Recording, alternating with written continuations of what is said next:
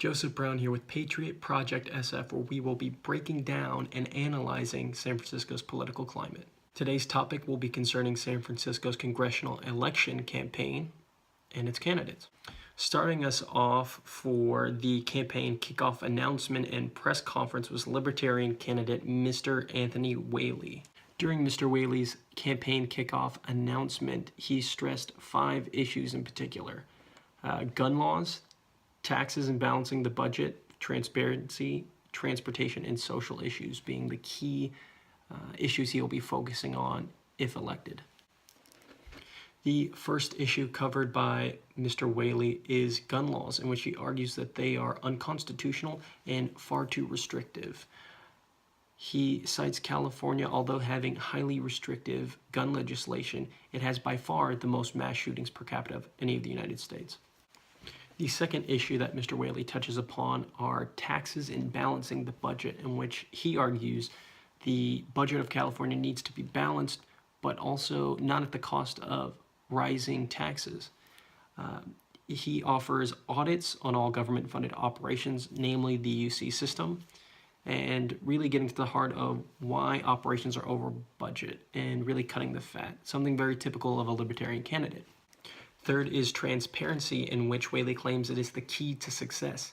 He says that both Republicans and Democrats have been rather lacking in this area, that he hopes to achieve a level of transparency necessary for the healthy operation of a democracy. The fourth topic touched upon is transportation, in which Whaley claims current representation has been incompetently handling issues in this area. He claims that the railway system, which has cost over $64 billion, is far too over budget, far over the $40 billion approved by taxpayers. Whaley argues that the costs for this project are still rising as it still has not been completed. He sets the comparison with China's railway project, which has cost $34 billion, far less, though it is of similar length and scope and with more advanced technology. So he's hoping to rectify that issue and cut down the costs of our railway system and transportation. The fifth and final topic touched upon by the Libertarian candidate is that of social issues, in which Whaley claims that Democratic power has been wielded incompetently and that the alternative of the Republican Party is not the answer, as they hold un-Californian values such as the opposition of gay marriage, the opposition of abortion laws, and more restrictive immigration and marijuana laws. In his closing remarks, Libertarian candidate Anthony Whaley puts forth that he is the candidate to support in order to promote greater freedom and end the waste in government spending. Some natural questions that arise after Whaley's campaign kickoff announcement are: what does cutting the fat entail? What are your proposed action plans for reducing the cost once audits return? Aside from transportation, what other areas do you think costs could be cut?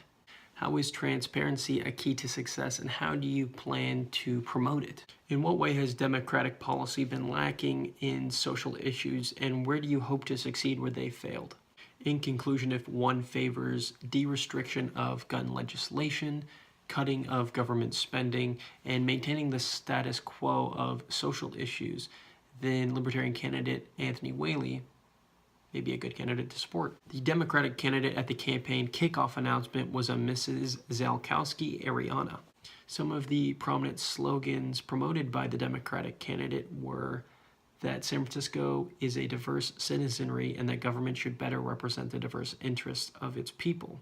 Secondly, a vote for her is one to disrupt the status quo and bring about lasting change. The issues upon which she says she will advocate most strongly are those of affordable housing, further funding of public schools, and expanding and supporting affordable healthcare. Upon the issue of affordable housing, she claims that the high housing prices in our district are inexcusable, that due to the influx of people from the tech industry, it is driving up housing prices, and it's something that needs to be rectified.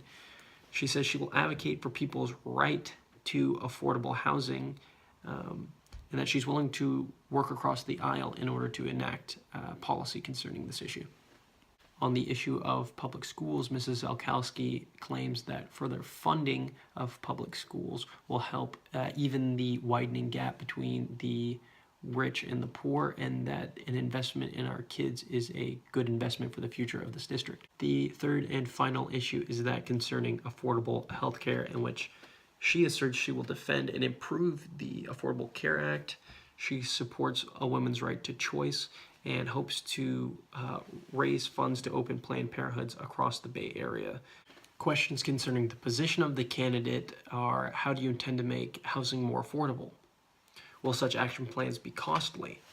Will it impinge on California's booming tech industry? How costly will expanding Planned Parenthood be, and what number do you seek to expand Planned Parenthood by? What is your response to further implementation of taxpayer dollars to Planned Parenthood for those who are opposed to abortion? In summary, if you support further funding of social programs and government spending on things such as affordable housing, public schools, and affordable health care, then Mrs. Zelkowski would be a good candidate in which to support. The third and final candidate is a Republican, Mrs. Rachel Pombo.